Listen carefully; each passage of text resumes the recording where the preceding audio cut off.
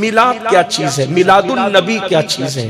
تو اگر آپ میلاد النبی کو دیکھیں گے تو دنیا کے سب سے بڑے انقلاب کو میلاد النبی کہتے ہیں۔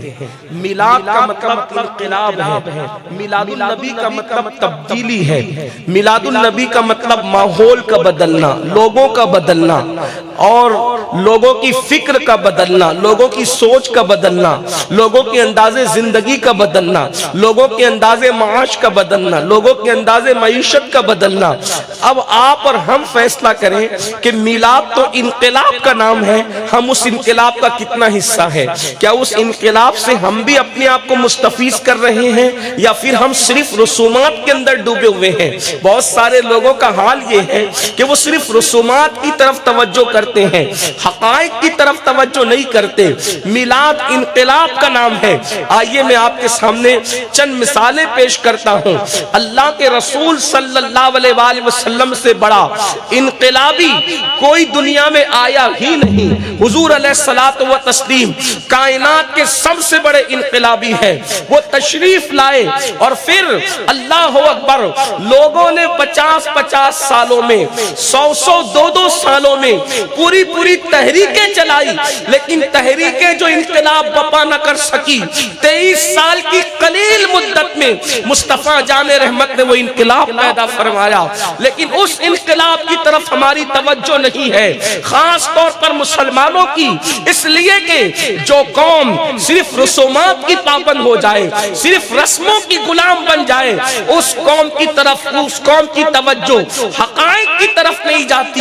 آئیے تھوڑا سا جائزہ لیتے ہیں حضور کے آنے سے پہلے کے حال کیا تھے، اور پھر حضور کے آنے کے بعد انقلاب کیسے آتا ہے، اس کی طرف توجہ کرتے ہیں۔ آئیے مثال کے طور پر جب اللہ کے رسول غیب داں نبی مصطفیٰ جان رحمت صلی اللہ علیہ وآلہ وسلم اس زمین پر تشریف نہیں لائے تھے تو آپ کو پتا ہے لوگ اپنی بیٹیوں کو اپنے ہاتھوں سے زندہ دفن کر دیتے تھے۔ طویل داستانیں ہیں، آپ نے بار بار اس کے متعلق سنا ہوگا، لیکن اندازہ فرمائیں حضرت دہیہ کلبی ایک شخص ہے، ایک شخص نے اپنے قبیلے کی تقریباً 700 یا 500 بچیوں کو اپنے ہاتھوں سے زندہ دفن کیا ہے۔ ایک قبیلے کا سردار سینکڑوں بچیوں کو اپنے ہاتھوں سے زندہ دفن کرتا ہے۔ قبیلے کی ہر بیٹی اس کے ہاتھ میں لا کر کے دی جاتی ہے اور پھر وہ اپنے ہاتھ سے دفن کرتا ہے۔ یہ حضور کی آمد سے پہلے بیٹیوں کا حال ہے، اور پھر جب اللہ کے رسول تشریف لائے تو وہی بیٹیاں جو زندہ درگور کی جاتی تھی، جن بیٹیوں کو زندہ دفن کیا جاتا تھا، جن بیٹیوں کو نحوست سمجھا جاتا تھا، اللہ کے رسول صلی اللہ علیہ وآلہ وسلم نے بیٹی کی محبت، بیٹی کی عظمت، بیٹی کا پیار لوگوں کے دل میں ایسے پیدا کر دیا۔ آقا ارشاد فرماتے ہیں بیٹیوں کا باپ اور میں محمد جنت میں اتنے قریب ہوں گے جیسے کہ یہ 2 انگلیاں قریب ہیں۔ اس کے بعد بیٹیوں کے لیے دعائیں ہونے لگی، بیٹیوں کو دفن کرنے والے بیٹیاں طلب کرنے لگے، بلکہ خود کی بیٹیاں تو اپنی جگہ ہیں، دوسروں کی بیٹیاں اگر باپ مر جاتا تو وہ لوگ ایک دوسرے سے گویا کہ لڑنے پر آمادہ ہو جاتے کہ یہ بیٹی میں پالوں گا، یہ بیٹی میں پالوں گا۔ اللہ کے رسول صلی اللہ علیہ وآلہ وسلم نے یہ انقلاب برپا فرمایا۔ اس کے بعد آپ دیکھیں اللہ کے رسول علیہ الصلوۃ والتسلیم جب زمین پر تشریف نہ لائے تھے، اللہ کے حبیب علیہ السلام کی آمد سے پہلے اللہ اکبر غلاموں کے ساتھ کیا سلوک کیا جا رہا تھا؟ جانوروں سے زیادہ غلاموں کے ساتھ بدترین سلوک کیا جاتا تھا۔ اگر وہ داستان جو غلاموں کے ساتھ کی جاتی تھی میں آپ کے سامنے پیش کروں تو آپ کو حیرت ہوگی، جانوروں سے بھی بدترین سلوک غلاموں کے ساتھ کیا جاتا تھا۔ انسان جو چاہتا تھا وہ حرکتیں غلاموں کے ساتھ کرتا تھا، لیکن اللہ اکبر میرے آقا علیہ السلام جب تشریف لائے تو حضور علیہ السلام نے پریکٹیکل طور پر غلاموں کے ساتھ حسن سلوک کیا۔ آئیے اس کی ایک مثال پیش کرتا ہوں، اور اللہ اکبر یہ بھی نہیں دیکھا کہ غلاموں کا مذہب کیا ہے, ان کا نسب کیا ہے, ان کا علاقہ کون سا ہے. یاد رکھنا حضور علیہ السلام علاقے اور نسب کی تقسیم کے لیے تشریف نہیں لائے تھے. اللہ کے رسول کالے اور گورے کی تفریق کے لیے نہیں آئے تھے. میرے آقا علیہ السلام وہ عظیم انقلابی ہستی ہے جس نے گورے اور کالے کو ایک صف میں لا کر کھڑا کیا ہے, جس نے عربی اور اجمی کو ایک صف میں لا کر کھڑا کیا ہے. ابو بکر جیسے صدیق جیسا عربی صف میں جہاں کھڑے ہوتا ہے, وہیں پر صہیب رومی جیسا عجمی اسی صدیق اکبر کے کندھے سے کندھا ملا کر کے کھڑے ہوتا ہے. اندازہ فرمائے یہ کس کا مذہب ہے, مذہب اسلام. اس انقلاب کا ہم حصہ کیا بنے جہاں پر فاروق اعظم جیسا عربی کھڑا ہوتا ہے, بلال حبشی ان کے کندھے سے کندھا ملا کر کے کھڑے ہوتے ہیں. ہم نے اس انقلاب کا کون سا حصہ بنا؟ اللہ اکبر. بڑی معذرت کے ساتھ مکے کے مشرکین جس تعصب میں ڈوبے تھے, آج مسلمان اسی تعصب میں ڈوبا ہوا ہے. پھر کالے اور گورے کی تقسیم ہے, پھر امیر اور غریب کی تقسیم ہے, پھر علاقائی تقسیم ہے, پھر برادریوں کی تقسیم ہے. میرے پیارے آقا علیہ الصلوۃ والتسلیم کے پیارے دیوانوں, تو غلاموں کے ساتھ یہ ظلم ہو رہا تھا, جانوروں سے زیادہ بدترین سلوک غلاموں کے ساتھ کیا جا رہا تھا. لیکن مکے کی سرزمین ہے, مکہ المکرمہ کی سرزمین پر اللہ کے رسول صلی اللہ علیہ وآلہ وسلم ایک راستے سے تشریف لے جا رہے ہیں. آقا کریم علیہ الصلوۃ والتسلیم کو راستے سے حضور جا رہے ہیں. اچانک کسی کے آہیں بھرنے کی آواز آئی, کسی کی سسکیوں کی آواز آئی, کسی کی آہو بکا کی آواز آئی. اللہ اکبر. رحمت للعالمین کے کان سے جب آہو بکا کی آواز, سسکیوں کی آواز ٹکراتی ہے, اللہ کے رسول کے قدم رک جاتے ہیں اور اللہ کے سچے نبی صادق و مصدوق پوچھتے ہیں یہ کس کی آواز آ رہی ہے, آواز کس کی ہے؟ کوئی کہنے والا عرض کرتا ہے یا رسول اللہ میرے ماں باپ آپ کے قربان, آقا یہ ابو جہل کے اس بدترین غلام کی آواز ہے جو آپ کے راستے میں کانٹا بچھاتا تھا, جو آپ کو تکلیف پہنچاتا تھا, جو آپ کو صدمے دیتا تھا. ابو جہل کی شے پر, ابو جہل کے اکسانے پر, ابو جہل کی خوشی کی خاطر جو آپ کو اذیتیں دیتا تھا آقا, اس وقت وہ بیمار پڑا ہوا ہے. اور ابو جہل نے اس کا آخری وقت ہے یہ سوچ کر اس کو ایک جھوپڑے میں ڈال دیا ہے, اور وہ بیماری کی وجہ سے, درد کی وجہ سے کرا رہا ہے, درد کی وجہ سے تڑپ رہا ہے, درد کی وجہ سے بلک رہا ہے. اے میری قوم کے جوانوں, آؤ اپنے نبی کی سیرت دیکھو, اپنے نبی کا انداز زندگی دیکھو, اپنے نبی کا انقلاب آفری زندگی کا کارنامہ دیکھو. اگر ہمیں کوئی صدمہ دے اور ہم اس کو بیمار دیکھیں تو ہم کیا کہتے ہیں, اچھا ہوا میری بددعا اس کو لگ گئی, یہ اپنے کیے کا بھر رہا ہے, اپنے کرتوت کی سزا بھگت رہا ہے, یہ کم ظرفوں کا کام ہے. کسی کا برا چاہنا یہ کم ظرفوں کا کام ہے, میلاد والی قوم کا کام نہیں ہے, مصطفیٰ جان رحمت کے غلاموں کا انداز نہیں ہے. میری مائیں اور بہنیں بھی یہاں موجود ہیں. اگر اللہ اکبر ان کا کسی سے جھگڑا ہو جائے اور کسی سے اللہ اکبر کچھ بولا چالی ہو جائے اور پھر وہ مصیبت میں ہو تو لوگ اس کو مصیبت میں دیکھ کے خوش ہوتے ہیں. مجھے ستایا تھا نا, اب مصیبت میں گرفتار ہو گئی, اب تباہ ہو رہی ہے, اب برباد ہو رہی ہے. اللہ اکبر. یاد رکھنا اللہ کے سچے نبی صلی اللہ علیہ وآلہ وسلم نے فرمایا جو کسی کو مصیبت میں دیکھ کر کے خوش ہوگا اس وقت تک اسے موت نہیں آئے گی جب تک اس مصیبت میں وہ گرفتار نہ ہو جائے. اس لیے مومن کی شان نہیں ہے کہ کسی کو مصیبت میں دیکھ کر کے خوش ہونا. ہمارا تو انداز یہ ہونا چاہیے مصیبت میں کوئی بھی ہو اگر مصیبت دور نہیں کر سکتے کم سے کم زبان ہلا کر یہ تو کہہ دو اللہ اس کی مصیبت کو دور فرما دے, اس کی تکلیف کو دور فرما دے. اللہ اکبر. سیرت مصطفیٰ سے بہت دور ہو گیا ہے مسلمان, سیرت نبوی سے بہت دور ہو گیا ہے مسلمان, مقصد میلاد سے بہت دور ہو گیا ہے مسلمان. اللہ کے حبیب صلی اللہ علیہ وآلہ وسلم کو کہنے والا کہہ رہا ہے, راستے میں کانٹے بچھانے والا, آپ کو اذیت پہنچانے والا, ابو جہل کی خوشی کی خاطر آپ کو صدمے دینے والا, اس वक्त बिस्तरे मर्ग पर है और करा रहा है, आहो बुका कर रहा है। अल्लाह अकबर। तारीख के अनमिट नकूश गवाह है, तारीख के नाकाबिले तरदीद हवाले गवाही दे रहे हैं। अल्लाह के रसूल मेरे और आपकी आका जिस जरूरी काम से तशरीफ ले जा रहे थे, हुजूर उस काम के लिए नहीं गए, हुजूर ने अपना रास्ता बदल दिया। अल्लाह के रसूल ने अपना रास्ता तब्दील कर दिया और उसके झोपड़े में तशरीफ ले गए। अल्लाह अकबर। वो गुलाम मुसीबत से करा रहा था, दर्द से करा रहा था, बीमारी से तड़प रहा था और तड़पते हुए क्या कह रहा था पता है? वो कहता था हाय मुझे लोगों ने जाय कर दिया, जब मैं ताकतवर था मुझसे काम लिया गया, हाय लोगों ने मुझे जाय कर दिया, हाय लोगों ने मुझे जाय कर दिया। पता है दुश्मन का गुलाम जब दुश्मन की खुशी की खातिर हुजूर को सदमे देता था और अब वो कह रहे हाय लोगों ने मुझे जाय कर दिया। तारीख में आता है, सीरत निगार लिखते हैं हुजूर अलैहिस्सलाम अपना मुकद्दस हाथ उसकी पेशानी पे रखकर उसको जवाब देते हैं तुझे सबने जाय किया है मगर मोहम्मद तेरे सराहने मौजूद है, मोहम्मद तेरे सराहने मौजूद है। वो जब जब कहता मुझे लोगों ने जाय कर दिया, रहमतुल लिल आलमीन उसके सर पे हाथ रख के कहते मोहम्मद तेरे सराहने मौजूद है नाम में उनके इतना असर, जी उठते हैं मुर्दे भी सुनकर। वो हाल अगर खुद ही पूछे बीमार का आलम क्या होगा।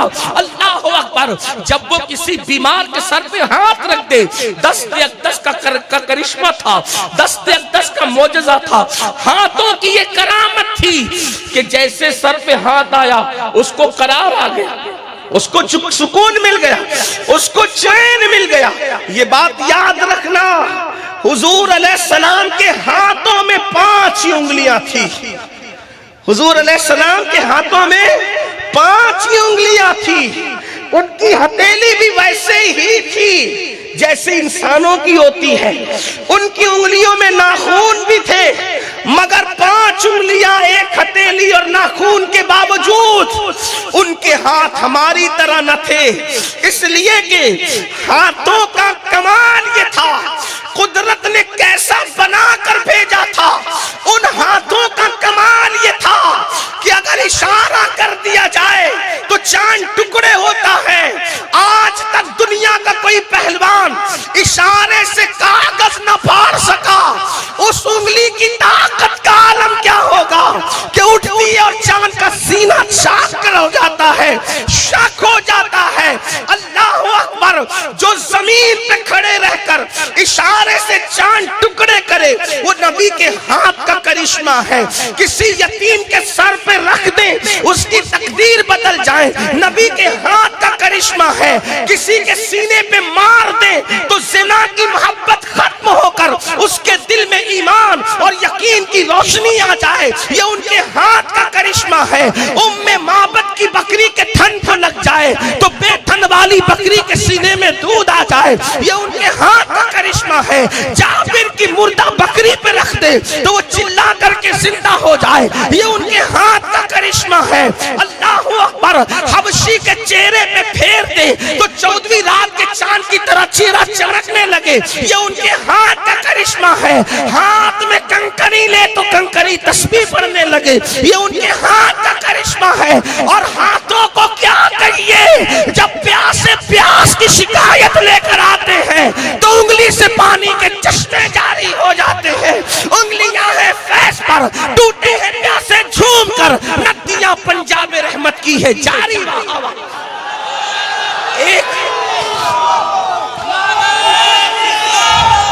एक हाथ है, एक हाथ है, उसकी करामतें कितनी हैं। जब सिर्फ हाथ का ये आलम है तो वजूद नास का आलम क्या हो। हाय हाय हाय। हाथों की, अगर मैं हाथों की बात करूं, सिर्फ हाथों की, वक्त मुकम्मल हो लेकिन गुफ्तगू पूरी ना हो, मगर मेरा उन्वान वो नहीं। मैं तो मिलाद इनकलाब का एक अजीम दाई, इस उन्वान पर गुफ्तगू करना चाहता हूं कि उस उन्वान का हिस्सा क्या है। अल्लाह के रसूल ने एक मुशरिक काफिर बीमार गुलाम की पेशानी पे हाथ रख के जवाब दिया, मगर तुझे सबने जाय किया, मोहम्मद तेरे सराहने मौजूद है। پیشانی پر ہاتھ دست اقدس تھا، اس کو قرار آ گیا. کیوں نہ آتا؟ کیوں نہ آتا؟ جب ان کے نام سے دلوں کو قرار آتا ہے، اگر وہ سر بالی تشریف لائے تو پھر کیوں قرار نہ آئے؟ پھر کیوں قرار؟ ایک بات آپ سے عرض کروں، باتیں بہت کرنے والے کرتے ہیں، کبھی کبھی اس کی حکمت سے پردہ صوفیہ اٹھاتے ہیں تو حیرانگی ہوتی ہے. مرنے کے بعد قبر میں حضور کا دیدار کیوں ہوتا ہے؟ حضور کا دیدار ہوتا ہے تو کیوں ہوتا ہے؟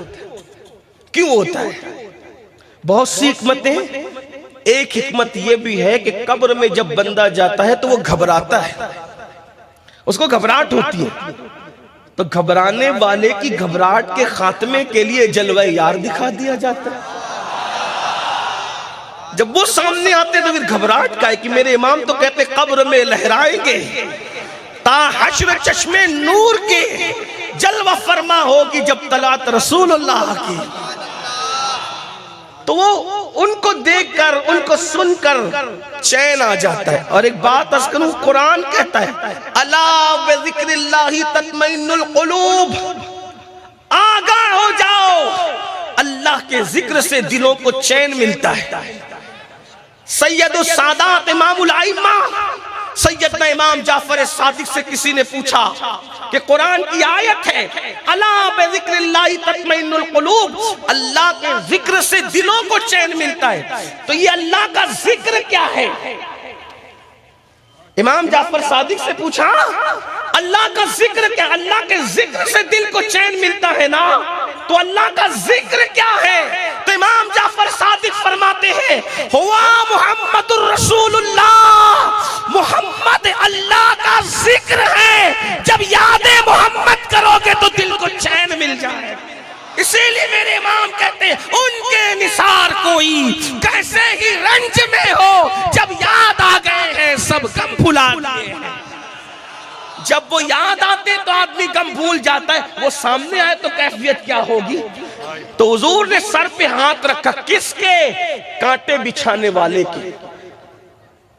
اپنے آقا کو، ابو جہل کو راضی کرنے اور خوش کرنے کے لیے حضور کو صدمے دینے والے کی پیشانی پر ہاتھ رکھا اور کہا تیرے سرانے محمد موجود ہے، روحی فدا صلی اللہ علیہ وسلم. قرار آ گیا اس کو، حضور اٹھ کر جا، اس کا کام ہو گیا. آقا اٹھ کر جانے لگے. اگر آپ کی توجہ ہے تو ذرا غور کریں اس پر. آپس میں بات کرنے کی بجائے حضور کی بات سنیں. کیا اللہ کے رسول جب نکل کر جانے لگے تو کسی نے عرض کی یا رسول اللہ، ہمارے ماں باپ آپ پہ قربان، اتنے اہم کام سے جا رہے تھے، وہ کام چھوڑ کر آپ ایک غلام، وہ بھی کافر، صدمے دینے والا، آپ اتنا اہم کام چھوڑ کر اس کے سرانے آ کر کے بیٹھ گئے. اللہ کے رسول کا جواب کیا تھا؟ حضور کا جواب، آقا فرماتے ہیں کسی بیمار کے سرہانے تھوڑی دیر بیٹھ جانا رات بھر جاگ کر نفل عبادت کرنے سے بہتر ہے. حضور مشرکوں کے ساتھ یہ سلوک کر رہے ہیں. یہ انقلاب کے دائی مصطفیٰ جان رحمت کا کردار ہے. اس انقلاب کا حصہ کون ہے؟ آج میں آپ سے سوال کرتا ہوں، جو اپنے ماں باپ کی بیماری میں ماں باپ کے کام نہ آئے، پھر وہ کہتے ہیں عاشق رسول، انہیں حق کیا ہے؟ مجھے بتائیں. جو ماں باپ کو مرنے پہ چھوڑ دیتے ہیں، ماں باپ اگر بیمار ہو تو لوگ شفا کی دعا کرانے کے لیے کہتے ہیں کہ حضرت دعا کریں کہ اللہ ان کو جلدی اٹھا لے، بہت تکلیف میں ہے. تو تکلیف تجھے ہے کہ ان کو ہے؟ جب تو بیمار پڑتا تھا تو کیا تیرے ماں باپ بھی تیرے لیے یہی دعا کرواتے تھے؟ ہم میں اور ماں باپ میں فرق یہ ہے کہ جب اولاد سیریس ہوتی ہے تو اولاد کے لیے ماں باپ گڑ گڑاتے اللہ کچھ بھی لے لے مگر اس کو حیات نو عطا کر دے. اور جب بھی ماں باپ بیمار ہوتے ہیں تو لوگ کہتے ہیں اللہ بہت ہو گیا، اب ان کو چلتے پھرتے میں اٹھا لے. یہ حال ہے. وہ انقلاب کا حصہ کون بنے گا؟ میں ان سچے سادات اور ان سچے علماء نائبین رسول اللہ والوں کی موجودگی میں کہہ رہا ہوں، میلاد النبی صرف جھنڈے ڈنڈے اور جلوس کا نام نہیں ہے، میلاد مصطفیٰ انقلاب کا نام ہے. اگر آپ انقلاب کا حصہ نہیں بنتے، میں جھنڈے کا فرقہ مخالف نہیں ہوں، ہم کبھی کم مخالف ہو سکتے ہیں، آپ کرتے کرتے رہیں گے۔ ہمارے یہاں تو جھنڈا تو قیامت میں بھی ہے، ہمارے یہاں جھنڈا تو، ہمارے عقیدے میں جھنڈا تو قیامت میں بھی ہے، ہم جھنڈے کے منکر نہیں ہیں۔ لیکن یہ بات یاد رکھنا، انقلاب کا حصہ کون بنے گا؟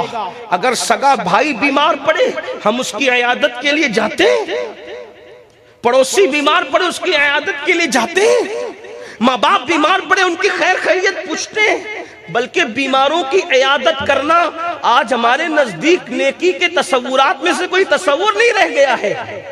یہ صورتحال ہے، لوگ اس کو نیکی سمجھتے ہی نہیں، خدا جانے کیوں، جبکہ اللہ کے رسول علیہ السلام فرماتے ہیں جو بیمار کی عیادت کے لیے چلتا ہے گویا کہ وہ اللہ کی رحمتوں میں نہاتے ہوئے جاتا ہے، اور جب بیمار کے پاس بیٹھتا ہے تو وہ اللہ کی رحمتوں میں ڈبکیاں لگاتا ہے، اور اللہ رب العزت کا وہ بندہ جو صرف اللہ کے لیے بیمار کی عیادت کے لیے جائے، جب وہ بیمار کو دیکھ کے لوٹتا ہے تو وہ گناہ سے ایسے پاک ہوتا ہے جیسے ابھی ماں کے پیٹ سے پیدا ہوا۔ یہ انقلاب تھا، اس انقلاب کا حصہ ہم بنے نہیں بنے، اس لیے کہ ہمیں تو غیبت سے فرصت نہیں، سیرت مصطفیٰ کب کریں گے؟ ہمیں تو زنا کی فلموں سے فرصت نہیں، سیرت مصطفیٰ کی معلومات کب حاصل کریں گے؟ عورتوں پر پاپ کی نظریں ڈالنا محبوب مشغلہ ہو چکا ہے، ناجائز اور حرام تعلقات میں ڈوب جانا آج مسلمانوں کی پہچان بنتی جا رہی ہے، لوگوں پہ ظلم کرنا، اللہ اکبر، یہ آج مسلمانوں کی پہچان بنتی جا رہی ہے۔ اللہ کے رسول نے تقریروں سے نہیں اپنے کردار سے انقلاب برپا کیا تھا، ہم آج کردار چھوڑ کر پوری توجہ صرف تقریروں پر دے رہے ہیں، خطابات پر۔ اصلاح معاشرہ کا جلسہ کرو، کمیٹی کے لوگ عمل نہ کریں گے تو پبلک نے کب عمل کرنا ہے؟ یہ بات ہے کہ نہیں؟ معذرت کے ساتھ تھوڑا سا خوگرے حمد سے تھوڑا سا گلا بھی سن۔ بات کیا چل رہی تھی؟ غلاموں کے ساتھ جانوروں جیسا سلوک ہوتا تھا، لیکن اللہ کے رسول یہ غلاموں کے ساتھ سلوک کیا کر رہے ہیں؟ دیکھو انقلاب کیسے آ رہا ہے۔ پھر ایک غلام کو دنیا جانتی ہے جسے دنیا بلال کہتی ہے، ایک مرتبہ وہ ہے کہ امیہ کے بچوں کی غلامی ہو رہی ہے، اور جب حضور کے قریب آئے تو کعبہ کی چھت بلال کے قدموں کے نیچے ہے اور بلال کعبے کی چھت کے اوپر ہے۔ فتح مکہ کے دن اذان دینے کا وقت آیا، اذان دینے کا وقت کیا ہے پتہ ہے؟ کس کو انتخاب کیا؟ بلال کیا سوچ رہے تھے پتہ ہے؟ آج مکہ فتح ہو گیا، مکے والوں کو خوش کرنے کے لیے خاص رعایتیں ان کے لیے، ایسا لگتا ہے کہ آج حبشی کو اذان کا حکم نہیں ہوگا، کسی مکی کو ہوگا، آج حبشی کو نہیں مکی کو حکم ہوگا۔ بلال سوچ رہے تھے جس کی نگاہ سے خدا کی ذات نہ چھپی، اس کی نگاہ سے بلال کے دل کی بات کیا چھپ سکتی تھی؟ مخاطب ہو کے مسکرا کے بلال کو یوں دھکا دیا اور سینے پہ ہاتھ مار کے کہا کیا سوچ رہا ہے؟ حضور کیا سوچ رہا ہوں؟ جب انسان کچھ سوچ رہا ہوتا ہے تو اپنے پوچھے کیا سوچ رہے تو فوراً اس کا جواب ریئیکشن میں یہ ہوتا ہے کچھ نہیں سوچ رہا ہوں، حالانکہ وہ سوچ رہا ہوتا ہے۔ یہ جھوٹ نہیں ہوتا، یہ اصل میں گھبراہٹ ہوتی ہے۔ تو حضور نے جیسے ہی ہاتھ مار کے کہا کیا سوچ رہا ہے؟ کہ کچھ بھی نہیں، یہی سوچتا ہے نا۔ آج مکہ فتح ہوا، مکے والوں کے لیے خاص رعایت ہے، تو حبشی اذان نہیں دے گا بلکہ مکی اذان دے گا۔ اذان تو آج میرا حبشی ہی دے گا، اور پھر زمین پہ کھڑے ہو کے نہیں دے گا، اس لیے کہ مکی اور حبشی کا فرق ختم کرنے آئے تھے۔ انقلاب دیکھو آج زمین پہ نہیں کھڑا ہوگا بلال، کیونکہ بلال سوچ رہا ہے کہ آج مجھے کھڑا نہیں کیا جائے گا۔ حضور نے فرمایا کعبے کی چھت پہ چڑھو اور چھت پہ چڑھ کر کے اذان دو۔ سارے مکی نیچے تھے، حبشی کو کعبے کی چھت پہ کھڑا کیا، لیکن وہ حبشی بھی رسول اللہ کا تربیت یافتہ تھا، کعبے پہ چڑھ کے مغرور نہ ہوا، بلکہ حضور سے پوچھا آقا پورے سفر ہو، خطر ہو، جنگ ہو، امن ہو، جب اذان دی ہے قبلے کی طرف رخ کر کے دی ہے، اب تو آپ نے کعبے پہ چڑھایا ہے، رخ کدھر کرے؟ تو آقا نے امتحان لیا، کعبے پہ چڑھ کے یہ عشق کے امتحان میں کامیاب ہوتا ہے کہ ناکام ہوتا ہے؟ فرمایا تیرا دل جدھر جائے ادھر رک کر لے، اجازت ہے۔ بلال نے بتایا جس کے صدقے میں اتنی عزتیں ملی ہے ہے اس کو کیسے بھول سکتا ہوں؟ بلال نے کہا جانے کائنات ہر جگہ کعبے کی طرف رخ تھا، جب تم نے کعبے پہ چڑھایا ہے تو اب رخ کعبے کی طرف ہوگا۔ نعرہ تکبیر، نعرہ رسالت۔ اپنے آپ کو بھولیں گے نہیں اور دنیا کو بتائیں گے جو ملا حضور کی وجہ سے۔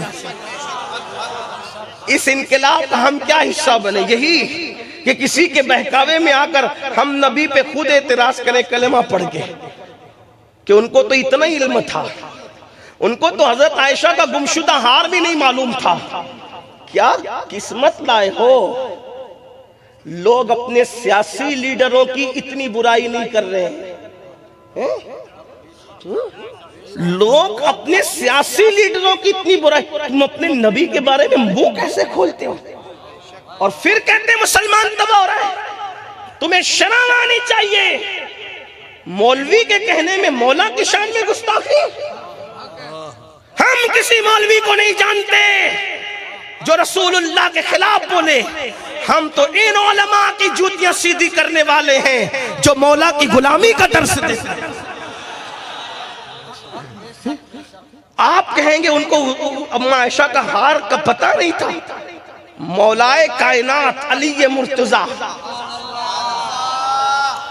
علی مرتضیٰ منبر میں بیٹھ کے کہتے ہیں سلونی سلونی سلونی، پوچھو مجھ سے پوچھو، مجھ سے پوچھو، مجھ سے پوچھو، جو چاہے پوچھو سب جواب دوں گا۔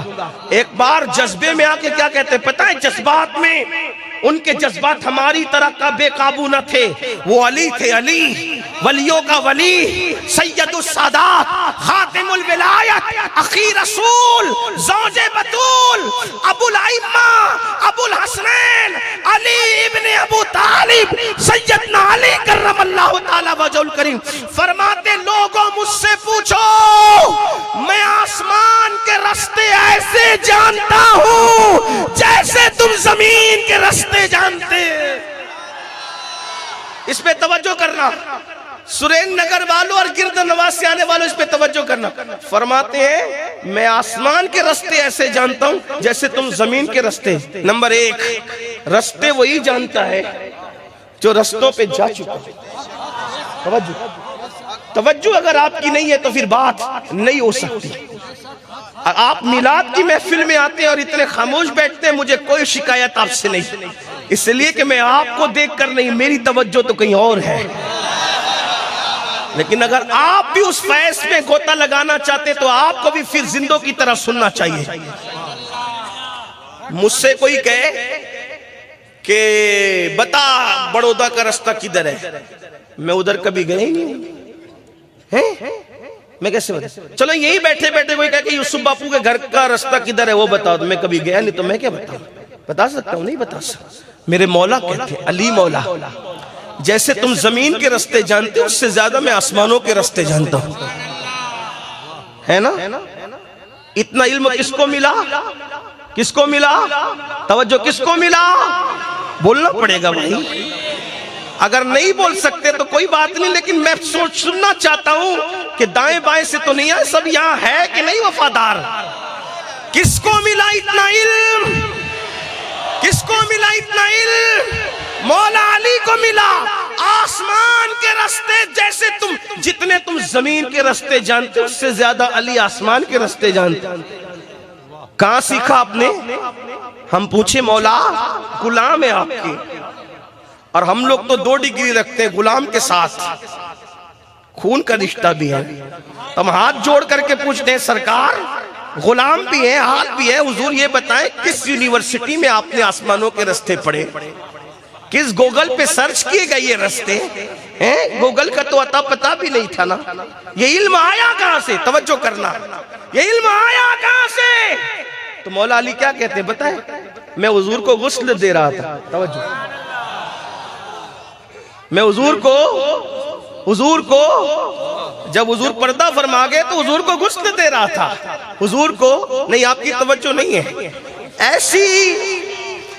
ایسی بے ذوق محفل میں کوئی ذوق کی بات کرنا، پھر یہ بات کی بے ادبی ہو سکتی ہے۔ اگر سب شامل ہو سکتے تو توجہ آپ کی. میں حضور کو غسل دے رہا تھا. جب میں حضور کو غسل دے چکا تو حضور کی پلکوں پر، حضور کی بھووں پر، حضور کی ناف میں پانی رہ گیا. اس لیے کہ حضور کی ناف ایک کٹوری کی طرح تھی، چھوٹی کٹوری کی طرح. حضور کی ناف گہری تھی، گہرائی تھی اس میں، ناف میں، یعنی ناف بھی ان کی بے مثال تھی. ہائے ہائے کیا اللہ نے انہیں سجایا تھا، کیا سنوارا تھا. ناف دیکھنے دکھانے کی ہوتی نہیں. جس چیز پر لوگوں کی نظر نہیں جاتی اس ناف کو بھی اللہ نے کتنا خوبصورت بنایا تھا. اسی لیے تو بریلی کا تاجدار کہتا ہے وہ کمال حسن حضور ہے کہ گمان نقص جہاں نہیں. یہی پھول خار سے دور ہے، یہی شمع ہے کہ دھواں نہیں. میں نثار تیرے کلام پر ملی یوں تو کس کو زبان نہیں. وہ سخن ہے جس میں سخن نہ ہو، وہ بیان ہے جس کا بیان نہیں. اللہ اکبر. فصحا عرب کے بڑے بڑے تیرے آگے یوں ہے دبے لچے، کوئی جانے منہ میں زبان نہیں بلکہ جسم میں جان نہیں. سر عرش پر ہے تیری گزر، دل فرش پر ہے تیری نظر. ملکوت ملک میں کوئی شے نہیں وہ جو تجھ پہ آیا نہیں. تو کروں تیرے نام پہ جان فدا، نہ بس ایک جان دو جہاں فدا. تو جہاں سے بھی نہیں جی بھرا، کروں کیا کروڑوں جہاں نہیں.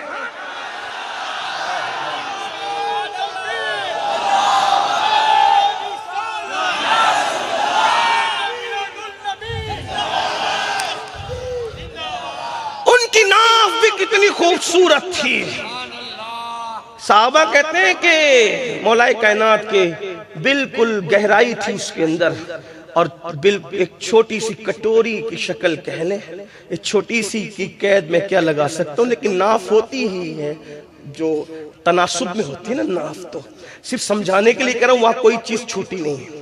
اتنا سمجھ، صرف سمجھانے کے لیے فہم میں آ جائے. تو حضور کے بھووں پر، پلکوں پر، ناف میں پانی رہ گیا. میں نے سوچا کروں کیا. سوچا اب تو یہ چہرے ودوہا نظر نہیں آئے گا، اب تو اس جسم کو ہاتھ لگانے کا موقع میسر نہیں آئے گا. تو میں نے کیا کیا، اس کو کپڑے سے خشک کرنے کی بجائے اپنی زبان سے چوس لیا.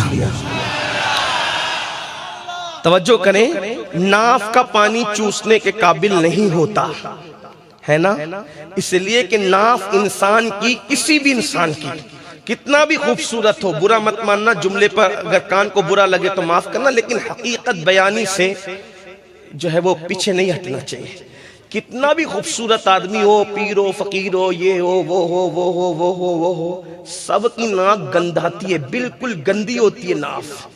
ہاں اگر آپ تجربہ کرنا چاہتے ہیں، اب تک نہیں کیا تو آپ کر سکتے ہیں، دیکھ لیں آپ. بہت گندی ہوتی ہے ناف، اس کا پانی پینے کے قابل نہیں ہوتا. لیکن مولا مشکل کشا کہتے ہیں اللہ اللہ میں نے وہ اپنی زبان سے چوسا، کیونکہ اوروں کی ناف بدبودار ہوتی تھی، وہاں تو ہر چیز میں خوشبو ہی خوشبو، وہاں تو ہر چیز طاہر و مطہر ہے، پاک ہے، طیب ہے. میں نے ناف کا پانی چوسا، پلکوں کا پانی چوسا، بھووں کا پانی چوسا، تو اللہ نے اس پانی کو چوسنے پر مجھے اتنا علم عطا کر دیا کہ اب میں تم سے کہتا ہوں جو چاہو مجھ سے پوچھ لو. جس کی ناف کا پانی چوسنے پر علی کو اتنا علم آتا ہے تو اس سینے والے کے علم کا عالم کیا ہو.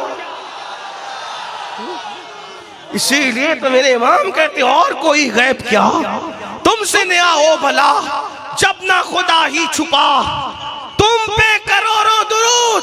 عرض یہ کر رہا تھا کیا کہ ہم اس انقلاب کا حصہ کیا ہے جو میلاد النبی کے موقع پہ انقلاب آیا کہ اللہ کے رسول صلی اللہ علیہ وآلہ وسلم غلاموں کے ساتھ کیا سلوک کر رہے. اللہ اکبر. بلال کے سینے کے راز جانتے، بلال حبشی کے سینے، سب کے سینے کی راز جانتے. تو حضور علیہ السلام جب غلاموں کے ساتھ لوگ یہ سلوک کر رہے تھے تو اس وقت حضور لوگوں کے ساتھ کیا سلوک کر رہے، انقلاب کا پیغام کیسے دیا. بدر کی جنگ، توجہ فرما، بدر کی جنگ، جنگ بدر میں جب مسلمان جا رہے ہیں تو 313 مسلمان ہیں اور چند لوگوں کے پاس اونٹنی ہے، سواری چند لوگوں، سب کے پاس نہیں۔ تو اونٹنیوں کو جب جوڑا گیا اور لوگوں کو جوڑا گیا تو طے یہ ہوا کہ ایک اونٹنی پہ 3 لوگ بیٹھے، توجہ، ایک اونٹنی پر 3 لوگ بیٹھے۔ تو حضور علیہ السلام کی یہ عادت کبھی نہیں تھی کہ غلاموں سے کہتے کہ تم ادھر یہ سب کر لو اور خود ایسا۔ یہ جو ہے نا انفرادیت، انانیت، میں وہاں نہیں تھی۔ ایک بار صحابہ نے کہا یا رسول اللہ ہم آپ کے لیے الگ اوٹا بنا دیتے، لوگ آپ کو آتے ہیں تو کبھی کبھی پہچاننے میں دقت ہوتی ہے، آپ ہمارے درمیان ہی بیٹھے ہوتے ہیں، الگ اوٹا بنا دیتے ہیں، ہم آپ اس پہ بیٹھا کریں۔ حضور نے میں نہیں، میں تمہارے درمیان ممتاز بن کے نہیں رہنا چاہتا، میں بندہ ہوں، بندوں کی طرح رہنا چاہتا ہوں۔ میرے عزیز سیرت سے دور بھاگ گئے اور سب سے بڑا نقصان یہی ہوا کہ ہم سیرت النبی سے دور ہو گئے۔ ہم نے ہر ایرے گہرے نٹو خیرے کو آئیڈیل بنایا، آمینہ کے لال کو آئیڈیل نہیں بنایا۔ آج اسلام پر روک نہ لگتی، آج اسلام اللہ اکبر اس کے سیل رواں پہ بند نہ باندھا جا سکتا تھا اگر مسلمان رسول اللہ کی سیرت پر عمل کرتے۔ آؤ، جب اللہ کے رسول علیہ السلام نے ایک ایک اٹھنی پہ 3 لوگوں کی باری مقرر کی تو جانتے ہیں اپنی اٹھنی پر بھی 3 لوگوں کی باری مقرر کی۔ فرمایا علی تم میری اٹھنی پر ایک باری میں رہو گے، اور مرصد ابن ابی مرصد سے فرمایا تم بھی رہو گے۔ ایک غلام تھے، ایک بھائی تھے، 3 لوگوں کی باری تھی۔ انہوں نے کہا جی یا رسول اللہ ٹھیک، حضور کے ساتھ ہو گئے، یہ دونوں نکیل پکڑ لی۔ پھر حضور علیہ السلام آئے، جتنی باری کا وقت تھا ختم ہو گیا، سارے لوگ اپنی اٹھنی سے اتر گئے، حضور بھی اتر گئے۔ سیرت دیکھو، لاؤ کوئی ایسا انقلابی، لاؤ کوئی ایسا اتنے بڑے ہیں، کتنے بڑے ہیں، کتنے بڑے ہیں، اتنے بڑے ہیں کہ جبریل امین کی پیشانی جن کے تلووں پر ٹکتی ہے۔ شب معراج جبریل نے جگایا کیسے؟ ان کی بڑائی کا کوئی اندازہ کر سکتا ہے؟ جبریل امین کی پیشانی جس کے تلووں کو جب وہ مس ہو، فرشتوں کا سید جس کے تلووں میں اپنی پیشانی رکھ دے، اس کی سرداری کا اندازہ کون لگا سکتا ہے؟ اس کی بلندی کا اندازہ کون لگا سکتا ہے؟ مگر مسلمانوں، آج اگر دنیا ہم سے نفرت کر رہی ہے تو اس لیے کہ ہم نے سیرت النبی کو اختیار نہیں کیا۔ سیرت کہاں ہے؟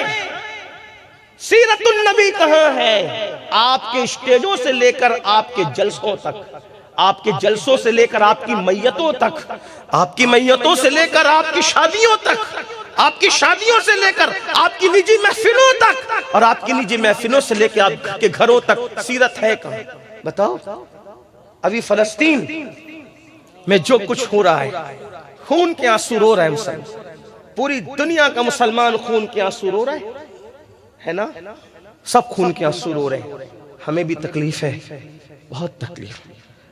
تھوڑی تھوڑی دیر پر دل چاہتا ہے کہ نیوز دیکھیں، پھر جب نیوز میں وہ منظر آتے ہیں تو اپنے بچے نظر میں پھرنے لگتے ہیں۔ میں نے نیوز دیکھی کچھ دنوں پہلے، کچھ لوگوں کو میں نے بتایا بھی کہ ایک لیڈی، ایک خاتون فلسطین کی کہہ رہی تھی کہ اب ہمارے چھوٹے چھوٹے بچے اپنے ہاتھوں پر اپنے نام لکھ رہے ہیں، ہمارے چھوٹے چھوٹے بچے اپنے ہاتھوں پر اپنے نام لکھ رہے ہیں۔ اس سے کسی نے پوچھا بچے ہاتھوں پہ کیوں نام لکھ رہے ہیں؟ تو کہا بچے یہ سوچتے ہیں کہ پتہ نہیں کب بم باری ہو جائے تو لاشیں پہچان میں نہیں آ رہی ہے، تو بچے اس لیے نام لکھ رہے ہیں تاکہ اگر ہم بم کے دھماکوں میں مر جائیں تو کم سے کم ہمارے ہاتھوں سے ہماری لاش کی پہچان تو ہو۔ یہ صورتحال ہے، بڑی دردناک صورتحال ہے۔ کھانے کو ترستے ہیں، ان پہ پانی بند کیا گیا، ان پہ کھانا بند کیا گیا، اور ابھی پھر قوم کے ہمدرد و فلسطین کے ہمدرد نکلیں گے اور کہیں گے کہ اسرائیل کی چیزوں کا بائیکاٹ کرو، اسرائیل کی۔ میں کہا بالکل کرو، میں بھی کہتا ہوں، کئی دنوں سے کہتا رہا ہوں، اسرائیلی چیزوں کا بائیکاٹ کرو، بالکل کرنا چاہیے، کریں آپ، بلکہ صرف اسرائیلی نہیں، جتنے دہشت گرد ممالک ہیں سب کی چیزوں کا بائیکاٹ کرو، اور ہو سکے تو اپنے ملک کو بھارت کی چیزوں کو پرائیورٹی دے، وہ خریدیں، آپ اپنے ملک کو مضبوط کریں۔ آپ ہم ہندوستان کا حصہ ہیں، ہم ہندوستانی ہیں، اور ہمارے ملک میں بھی چیزیں کوئی ایسی ویسی نہیں ہوتی، اچھی ہوتی ہے۔ یار ہماری ملک کی چیزوں میں ہم بھی تو ہیں نا، ہم اچھے ہیں کہ نہیں ہیں؟ ہاں یہ تو ملک ہے اچھا ہے نا، اس سے اچھا اور کیا ہو سکتا ہے میرے عزیز کہ میرے عرب کو ٹھنڈی ہوا جہاں سے پہنچتی ہے وہ یہی تو ملک ہے نا۔ اقبال کہتے ہیں میرے عرب کو آئی ٹھنڈی ہوا جہاں سے، میرا وطن وہی ہے، میرا وطن وہی ہے۔ عرض کر رہا تھا یہ ہوگا فلسطینی چیزوں کا، اسرائیلی چیزوں کا بائیکاٹ کر، فلسطین کی محبت میں میں کہتا ہوں بالکل بائیکاٹ کریں، لیکن میرا مشورہ اس سے بڑا یہ ہے، فلسطین کی اسرائیل کی چیزوں کا بائیکاٹ کرنے کے ساتھ ساتھ فلسطین کی محبت میں اسرائیلی چیزوں کا بائیکاٹ کرنے سے پہلے اسرائیلی تہذیب کا بائیکاٹ کرو، کیونکہ اگر آپ نے اس کی چیزوں کا بائیکاٹ کیا تو معاشی طور پہ کمزور ہوگا، لیکن اس کے جو دوسرے دوست ہیں اگر وہ معاشی طور پہ کمزور ہوا تو لوگ اس کو مال دے کر مدد کر سکتے ہیں، لیکن اگر تم نے اس کے کلچر کا، اس کی تہذیب کا بائیکاٹ کر دیا، ایسا زمین میں دفن ہوگا کہ کبھی اٹھ نہیں سکے گا۔ جس قوم کی تہذیب دفن ہوتی ہے وہ ملک دفن ہو جاتا ہے، وہ قوم دفن ہو جاتی ہے، قوم برباد ہو جاتی ہے۔ اب آپ نے تو خود اس تہذیب کو زندہ کر رکھا، بتاؤ یہ گانے سننا کس کی تہذیب ہے؟ اسلام میں ہے کئی گانے کی گنجائش؟ یہ گندی پکچریں جو دیکھتے ہو کس کی تہذیب ہے؟ ہمارے یہاں گندی پکچریں دیکھ، مسلمانوں میں ہے، ہمارے مذہب میں تو میرے عزیز اتنا تقوی ہے کہ سید الطائفہ جنید بغدادی فرماتے ہیں ہو سکے اگر تو بکریوں کا دودھ دونا تیری ذمہ داری نہیں ہے تو بکریوں کا تھن دیکھنے سے بھی اپنی آنکھوں کو بچا لیا کر۔ یہ تقوی کے قریب ہے، یہ پرہیزگاری کے قریب ہے، ہمارے بزرگوں کے اقوال ہے۔ اگر عورتوں کے کپڑے سوکھنے کے لیے رسی پہ ڈالے گئے ہوں تو تم عورتوں کے سوکھتے ہوئے کپڑوں کو دیکھنے سے بھی بچو، یہ تقوی کے قریب ہے۔ سیدنا عیسیٰ علیہ السلام کا فرمان ہے اگر کوئی عورت کسی جگہ پہ بیٹھ جائے اور اس کے بیٹھنے سے وہ جگہ گرم ہو جائے، اس گرم جگہ پہ بیٹھنے سے بھی پرہیز کیا کرو کہ یہ تقوی کے قریب ہے۔ جو مذہب عورت کی گرم کی ہوئی جگہ پر بیٹھنے سے تقوی کے حوالے سے کہتا ہے کہ اس سے رکو، یہ تقوی کے قریب ہے۔ اگر وہ قوم رات کے 3 بجے تک زنا کی فلمیں دیکھ رہی ہے تو پھر اسرائیل کی چیزوں کا بائیکاٹ کرنے سے فائدہ کیا ہوگا؟ ان کی تہذیب کا بائیکاٹ کرو۔ یہ جو چڈیاں پہن کر محلے میں پھرتے ہو یہ کس کی تہذیب ہے؟ یہ جو شادیوں میں ڈی جے لگاتے ہو یہ کس کی تہذیب ہے؟ یہ جو اللہ اکبر پھٹی ہوئی پینڈے جنس پہن کے پھر رہے ہو یہ کس کی تہذیب ہے؟ یہ داڑیاں منڈا کر جو گٹروں میں پھکوا رہے ہو یہ کس کی تہذیب ہے؟ سن لو، فلسطین کے ان معصوموں کا خون جب اللہ کی عدالت میں یہ سوال کرے گا کہ مولا ہمارے تو گھر لوٹے تھے، ہماری تو بچپنے لوٹے تھے، ہماری ماں تو بیوہ ہو گئی تھی، ہمارے باپوں کے لاشیں بے گور و کفن تڑپ رہے تھے، اور یہ وہی مسلمان تھے جو لوگ ہم پہ بم برسا رہے تھے، وہ ان کی تہذیب کو زندہ کر رہے تھے، ان کے تمدن کو زندہ کر رہے تھے، ان کے کلچر کو زندہ کر رہے تھے۔ اگر ان سے محبت ہے، اتنی ہی محبت ہے کہ ان کی تصویریں واٹس ایپ پہ شیئر کرو گے، اتنی ہی محبت ہے کہ ان کی ویڈیو واٹس ایپ پہ شیئر کرو گے، کیا ملے گا اس سے؟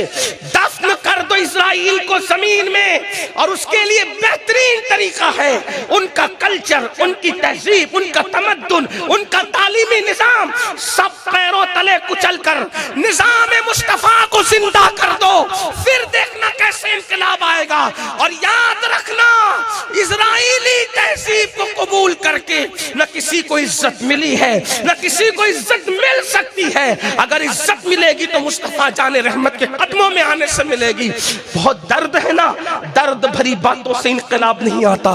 کبھی سوچا میرے جوان، کبھی سوچا، تم سب میرے اپنے ہو اس لیے کہہ رہا ہوں، کبھی سوچا وہ جو بہن بیوہ ہوئی ہے جوانی میں، ان کے گھروں کی چھت چھینی گئی ہے، ان کے ننھے ننھے معصوم ان کی گود میں جو شہید ہوئے ہیں، اللہ نہ کرے اگر وہ تمہارے بچے ہوتے تو کیا اب بھی تم اسرائیل کی تہذیب ایسے ہی زندہ کرتے؟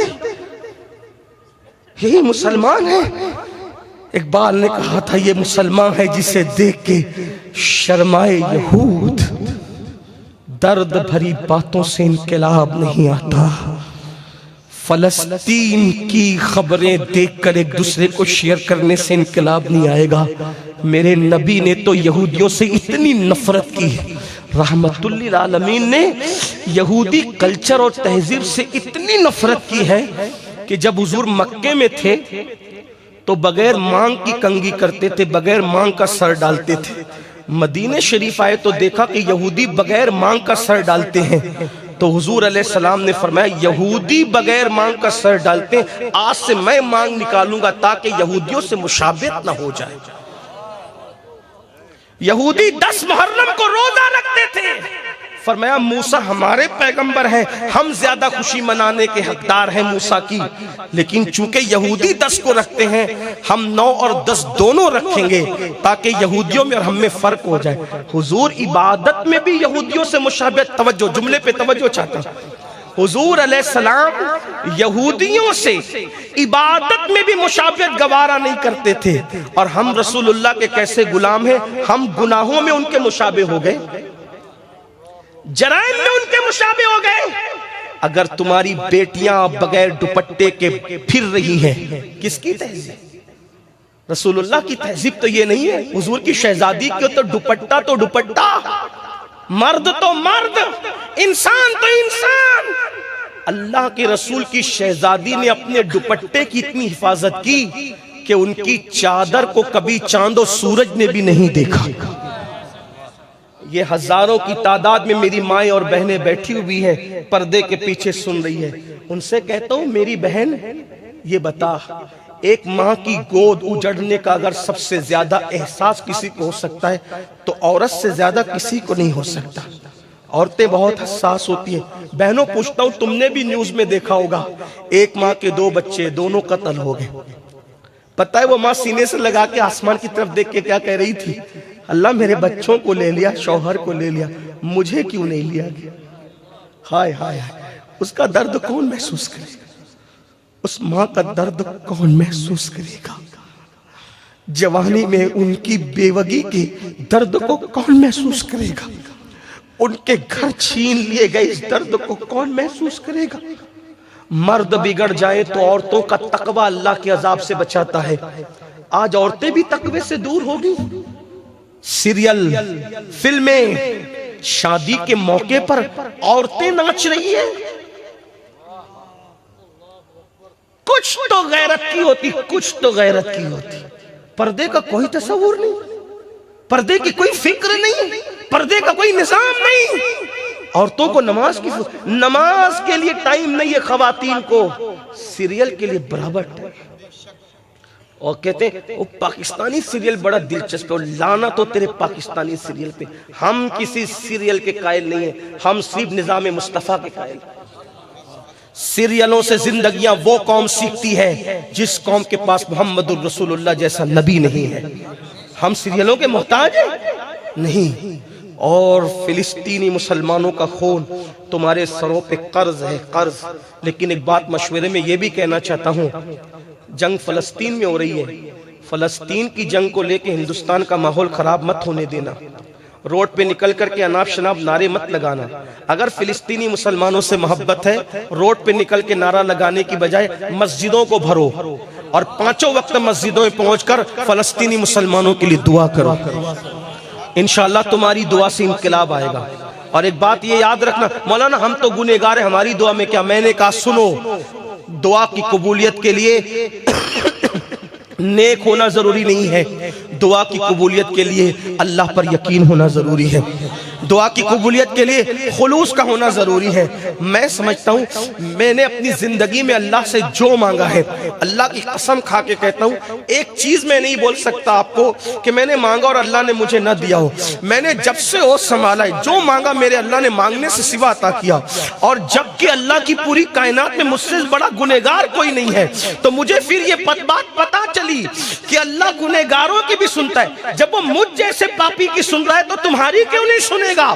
بس شرط اتنی ہے کہ اللہ سے یقین اور خلوص سے مانگو۔ ارے چلو میں تو میں ہوں، میرے تو گناہ بہت ہے، لیکن شیطان سے بڑا بھی کوئی گنہگار ہوگا۔ جب شیطان کو اللہ نے کہا نکل جا، میں نے تجھے مردود کیا، مردود ہونے کے بعد اس نے کہا تجھ سے مانگنا چاہتا ہوں، توجہ تجھ سے مانگنا چاہتا ہوں۔ اللہ نے کہا مانگ، کیا مانگتا ہے؟ کہا قیامت تک زندگی دے، توجہ، قیامت تک زندگی دے۔ اللہ نے کہا جا عطا کیا۔ ارے نادان، اپنے خدا کو پہچان، جو شیطان جیسے کو نواز رہا ہے وہ تجھے کیوں محروم کرے گا؟ آپ بتائیں تو صحیح، مانگ کر تو دیکھو اس کے دروازے۔ شیطان کو اس نے نہ کہا، دیا کہ نہیں قیامت تک زندگی؟ کتنے سو سال کا ہے شیطان؟ کتنے سو سال کا ہے؟ کبھی اس کو ہاسپٹل میں ایڈمٹ ہوتے ہوئے دیکھا؟ کسی جگہ علاج ہوتے ہوئے دیکھا؟ کہیں اس کا ایکسیڈنٹ ہوتے ہوئے دیکھا؟ توجہ تو کریں، میں ہنسی مذاق کے لیے نہیں کہہ رہا ہوں، غور کریں۔ زندگی بھی دی، صحت بھی ملی، تندرستی کے ساتھ پوری دنیا میں کام کر رہا ہے، بلکہ پہلے جتنا کر رہا تھا اس سے زیادہ بھی کر رہا ہے۔ جتنا گناہ بڑھتے دیکھو سمجھ لو کہ اس کی ایکٹیویٹیز اتنی زیادہ بڑھتی جا رہی، یعنی بڈھا نہیں ہو رہا ہے، وہ مکمل طور پر اس کی شرارت شباب پر ہے۔ اسرائیل بم کیوں برساتا اگر وہ کام نہ کرتا؟ تم آپس میں لڑتے کیوں، جھگڑتے کیوں، فلمیں کیوں دیکھتے، سیریل کیوں دیکھتے، پاپ کیوں کرتے؟ اسی لیے نا کہ وہ تمہارے پیچھے لگا ہوا ہے۔ کتنا طاقتور ہے، محفل میں بھی آ کے گھسا، یہاں بھی موجود ہے، ابھی بھی کچھ لوگوں کے دلوں میں وسوسے ڈال رہا ہے۔ کسی کی توجہ ادھر کر رہے، کسی کی مسجد میں کھڑے ہو تو سب میں آ کے بیچ میں گھس جاتا ہے، وسوسے ڈالتا ہے۔ حیرت ہے، میں کہتا ہوں لوگ اس پر بھی نہیں سمجھے۔ اے اللہ تیری شان، جب تو مردود کو اتنا عطا کرتا ہے تو تم محبوبوں کو کتنا عطا کرتا ہو؟ محبوبوں کو کتنا عطا کرتا ہوگا؟ مردود کو کتنا دیا۔ ادھر عبداللہ مر رہا ہے سرین نگر میں، اس کے سرانے کھڑے رہے کہ اس کو بہکا رہا ہے۔ مالیگاؤں میں عبد الرحمان مر رہا ہے، اس کے سرانے کھڑے رہے کہ اسی وقت اس کو بہکا رہا ہے۔ ممبئی میں عبید اللہ مر رہا ہے، اس کے سرانے کھڑے رہے کہ اسی ٹائم اس کو بہکا رہا ہے۔ ایک شیطان ہے، کتنی طاقت دی اس کو اللہ نے، ادھر بھی وہ، سرین نگر میں بھی وہ، مالیگاؤں میں بھی وہ، ممبئی میں وہ، اندور میں بھی وہ، یہ تو انڈیا ہے، یمن میں وہ، شام میں وہ، یعنی ایک وقت میں 10:10 پہ جتنے مر رہے ہیں سب کو ایک ہی وقت میں بہکا رہا ہے۔ کتنی طاقت ہے نا؟ لیکن اس پہ کوئی مناظرے کا چیلنج نہیں کرتا، اس پہ کوئی مناظرے کا چیلنج نہیں کرتا کہ ہم نہیں مانتے کہ شیطان یہاں بھی ہے وہاں بھی، نہیں مان لیا سب جگہ ہے۔ میں نے کہا یہ قسمت کی بات ہے، تم نے شیطان کو مانا، ہم منکر نہیں ہے اس کے بھی، اللہ نے دیا ہے نا، اللہ نے دیا، اس کی شان نہیں ہے، دیا میرے اللہ نے۔ تو اسی لیے تم کہتے ہیں جب مردود کو اتنی طاقت دیا تو آمینہ کا لال تو سب سے بڑا محبوب ہے، ان کو کتنا نوازا ہوگا، کتنا عطا کیا ہوگا۔ تو نہیں، ہر جگہ شیطان بہکا رہا ہے یہ مان لیا، لیکن ہر جگہ نبی کا فیض عام ہے، نبی بچا رہے، مدد کر رہے، یہ کیوں نہیں مان لیتے؟ نصیب کی بات ہے، میں تو یہ کہتا ہوں نصیب کی بات۔ کوئی ہیرو ہیروئن کی جدائی کے مناظر دیکھ کے روتا ہے، کوئی شہادت حسین سن کے روتا ہے، نصیب کی بات ہے۔ کوئی گانے سن کے روتا ہے، کوئی نعت شریف سن کے روتا ہے، نصیب کی بات ہے۔ کوئی مردودوں کو طاقتور مانتا ہے، کوئی محبوبوں کو طاقتور مانتا ہے، نصیب کی بات ہے۔ تو عرض کیا کر رہا تھا مسلمانوں، بات دور نکل گئی۔ میرے آقا علیہ السلام کی دیوان، حصہ بنو انقلاب کا، انقلاب کا حصہ بنو۔ ماں اور بہنوں سے کہتا ہوں جب تمہیں سیریل کے لیے وقت ہے، نماز کے لیے بھی ٹائم نکالو، اور یہودی تہذیب اور کلچر کا بائیکاٹ کرو، حضور کی سنتوں کو زندہ کرو۔ آقا فرماتے ہیں جب میری سنتیں لوگ مٹا رہے ہوں اس وقت کوئی میری ایک سنت کو زندہ کرے گا۔ من تمسک بسنتی عند فساد امتی فلہ اجر 100 شہید، کہ جب سنتیں مٹ رہی ہو اس وقت کوئی سنت زندہ کرے، اللہ اسے 100 شہیدوں کا ثواب عطا فرمائے۔ بات بہت دور سے دور نکلتی جا رہی ہے، ٹائم پورا ہو رہا ہے۔ عرض کیا کر رہا تھا، اللہ کے رسول علیہ السلام نے بدر کی جنگ میں جاتے ہوئے جب 3 لوگوں کی بات، یہ بات چل رہی تھی، بات ہی ہو رہی تھی، حضور علیہ السلام نے جب سب اتر گئے اپنی اپنی سواریوں سے، حضور بھی اتر آئے، اللہ کے رسول بھی اتر آئے۔ مولا علی سے کہا چلو تمہاری باری تم چڑھو. انہوں نے کہا نہیں میرے ماں باپ آپ پہ قربان, میں اپنی باری آپ کو سونپتا ہوں, آپ ہی بیٹھے. پھر مرشد ابن ابی مرشد سے کہا چلو تم چڑھو. کہ میرے ماں باپ آپ پہ قربان, میری باری میں آپ کو سونپتا ہوں. دونوں نے اپنی باری سونپ دی. ہم لوگ تھوڑا سا فارمیلٹی پوری کرتے ہیں, تو وہاں تو فارمیلٹی کا معاملہ ہی نہیں تھا, وہ تو حقائق ہے, سچائی, صداقت. جیسے اگر ہمیں کوئی کہنا ارے یہاں بیٹھ جاؤ, نہیں پھر بیٹھ ہی جاتے, چلو اچھا ہوا مل گئی جگہ, ہے نا, یہ تکلف ہے, ریاکاری کے قریب ہے. لیکن وہاں سچائی تھی, وہاں بالکل سارے معاملات حقائق پر مبنی تھے. پیورٹی اتنی تھی وہاں پر کہ واللہ دشمنوں نے بھی ان کو صادق الوعد الامین کہا. جب مولا علی اور مرشد ابن ابی مرشد نے کہا حضور ہم نے اپنی باری آپ کو سونپ دی, حضور نے کیا جواب دیا؟ قربان. جواب کا لہجہ دیکھیں, فرمایا کیا تم دونوں مجھ سے زیادہ طاقتور ہو؟ کیا تم دونوں؟ مولا علی سے بھی کہا. فاتح خیبر سے کہہ رہے ہیں تم مجھ سے زیادہ طاقتور ہو. مرشد ابن ابی مرشد سے کہہ رہے ہیں کیا تم مجھ سے زیادہ طاقتور ہو؟ دونوں چپ ہو گئے. پھر فرمایا کیا میں نیکی نہ کروں؟ کیا میں نے بیٹھو. حضور نے بٹھایا, توجہ کریں, حضور نے اپنی اونٹنی میں بٹھایا اور پہلی مرتبہ دنیا نے یہ منظر دیکھا, آقا نیچے چل رہا ہے اور غلام اونٹنی پر سوار ہے. توجہ کریں, غلام اونٹنی پر سوار ہے. دونوں غلام ہی تھے, مولا علی کہتے تھے جب یمن گئے نا تو یمن والوں نے کہا اخی رسول آ گئے, علی آ گئے, وسیع رسول آ گئے, بہت باتیں کہی انہوں نے. تو مولا علی نے کہا چھپاؤ, خاموش رہو, میرا یہ تعارف مت کراؤ. کہا آپ کا تعارف کیا ہے؟ کہا میرا تعارف, علی کا تعارف یہ ہے کہ علی محمد کے غلاموں میں سے ادنا غلام کا نام. یہ انداز تھا, وہ سب اپنے آپ کو غلام سمجھتے تھے اور غلام تھے بھی. حضور امام ہے, سب غلام ہے نا. اور ایک بات بتاؤں, ان کی غلامی اتنی بڑی چیز ہے کہ کوئی آقائیت اس تک نہیں پہنچ سکی, بادشاہت اس مقام تک نہیں پہنچ سکتی جہاں ان کی غلامی پہنچی. میرے امام کہتے بہت خوبصورت, اہل علموں سے زیادہ اہل عشق سے اس پہ توجہ چاہتا ہوں. کہتے ہیں کیوں تاجدارو, تاجدار کس کو کہتے ہیں؟ بادشاہوں کو. کیوں تاجدارو خواب میں دیکھی کبھی وہ شے, کیوں تاجدارو خواب میں دیکھی کبھی وہ شے جو آج جھولیوں میں گدایان در کی ہیں. امام کہہ رہے ہیں اے بادشاہو کیا تم نے خواب میں بھی وہ نعمت دیکھی ہے جو رسول اللہ کے غلاموں کی جھولیوں میں موجود ہے؟ نبی کے غلام جھولی میں جو دولت رکھتے ہیں وہ وقت کے بادشاہوں نے کبھی خواب میں بھی نہیں دیکھا ہوگا. دلیل کیا ہے؟ غوث پاک ٹھوکر سے مردہ زندہ کر دیتے ہیں. یہ نعمت بادشاہ کے پاس نہیں ہے, محمد کے غلام غوث اعظم کے پاس. کیوں تاجدارو خواب میں دیکھی کبھی یہ شے جو آج جھولیوں میں گدایان در کی ہے. تو دیکھو دنیا نے پہلی مرتبہ جب غلاموں کے ساتھ جانوروں جیسا سلوک ہو رہا تھا, اس وقت میرے آقا غلام کو اونٹنی پہ بٹھا کر پیدل چل رہے تھے. اب سمجھ میں آیا بیت المقدس جاتے وقت اگر عمر نکیل پکڑ کے چل رہے ہیں اور غلام کو اونٹنی پر بٹھایا ہے تو یہ تصور عمر کو کہاں سے ملا تھا؟ بدر میں عمر یہ منظر دیکھ چکے تھے, اسی پر عمر فاروق عمل کرتے نظر آ رہے. یہ انقلاب تھا, اس انقلاب کا ہم کتنا حصہ بنے. آج اب غلام ختم ہو گئے, ہم تو اپنے نوکروں کے ساتھ نہیں کھاتے میرے بھائی, نوکر کے ساتھ کھاتے نہیں کھاتے, نوکر کے ساتھ برابر میں اس کو بیٹھنے نہیں دیتے, ہے نا.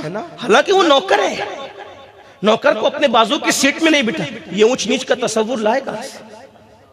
یہ رسول اللہ کے میلاد کے پہلے کی دقیانوسیت ہے. انقلاب میلاد کا حصہ کون بنے گا؟ چھوڑو یہ غرور, یہ گھمنڈ چھوڑو. انما المؤمنون اخوہ, تمام مومن آپس میں بھائی بھائی ہے. کسی عربی کو کسی اجمی پہ, کسی اجمی کو کسی عربی پہ, کسی کالے کو کسی گورے پہ, کسی گورے کو کسی کالے پہ, کوئی فضیلت نہیں ہے. اللہ کے رسول غلاموں کو ساتھ میں لے کے بیٹھتے تھے، کبھی ایسا بھی وہ اپنے ہاتھ کا لقمہ ان کے منہ میں ڈالتا۔ مسلمانوں یہ دل جیتنے کے انداز ہوتے ہیں، بات سمیٹتے ہوئے، بات ختم کرتے ہوئے۔ ایک بات اور کہوں، اس دور میں یہ تھا، لوگ لوگوں کا مال کھا جاتے تھے، حضور کی آمد سے پہلے لوگوں کا مال کھا جاتے، بہت ظلم کرتے تھے لوگ، جانتے؟ ایک دور وہ آیا، کسی کا مال کھا جانا کوئی عیب نہیں، کسی کا مال لوٹ لینا کوئی عیب نہیں، کسی کا مال چھین لینا کوئی عیب نہیں، کسی کے جانور اڑا کے لے جانا کوئی عیب نہیں۔ اگر کسی کا گھوڑا آگے نکل جاتا نا، آگے، اور کسی کا پیچھے رہ جاتا تو جنگ شروع ہوتی، گھوڑا آگے پیچھے ہونے پہ۔ آج بھی یہ اکڑپن کچھ لوگوں کے اندر موجود ہے، جہالت، یہ جہالت۔ میلاد انقلاب کا نام ہے، انقلاب کا حصہ بننا ہوگا، اپنے آپ کو بدلنا پڑے گا، اور نہیں بدلے تو یاد رکھنا اسی دقیانوسیت کی اور غرور اور گھمنڈ کی مٹی میں دفن ہو جاؤ گے، تمہاری داستان تک نہ ہوگی داستانوں میں۔ گھوڑا آگے پیچھے ہونے پہ جنگ شروع ہوتی تھی، صدیوں چلتی تھی۔ باپ لڑتے لڑتے مر گیا تو بیٹے کو کہتا تھا اگر تم میری سچی اولاد ہے تو تو لڑنا، وہ مرتے مرتے کہتا تھا تم میری سچی اولاد ہے تو تو لڑنا۔ یہ حال تھا، ایک کا تیر نشانے پہ لگ گیا، ایک کا نہیں لگا، جنگ شروع ہو جاتی اسی پہ۔